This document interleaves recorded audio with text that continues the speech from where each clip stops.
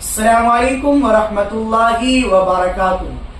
محترم ناظرین، محترم سامعین، عورتوں کی طرف سے ایک مسئلہ یہ پوچھا گیا کہ اگر روزے میں حیض و نفاس شروع ہو جائے تو کیا حکم ہے؟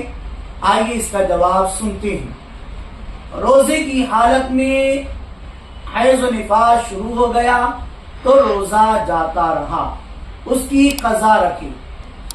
روزہ فرض تھا تو اس کی قضا فرض ہے، اور نفل تھا تو قضا واجب ہے۔ یعنی حالت حیض و نفاس میں جتنے بھی روزے گزر گئے ماہ رمضان شریف کے بعد، اتنے ہی روزے کی قضا عورتوں پر۔ رمضان کے روزے ہے تو فرض ہے، اور نفل روزہ ہے تو واجب ہے۔ اب یہاں اس میں یہ بھی بات یاد رکھے کہ حیض و نفاس سے پاک ہو جائے تو عورت دن کس طرح گزارے۔ حیض و نفاس والی عورت پاک ہو گئی تو جو کچھ دن باقی رہ گیا اسے روزے کی مثل گزارنا واجب ہے، یہ نہیں کہ وہ کھاتے پیتے ہی گزارے۔ اس میں اور بھی تفصیل ہے، ڈسکرپشن میں واٹس ایپ نمبر ہے، آپ اس پر میسج کر کے معلومات حاصل کر سکتے ہیں۔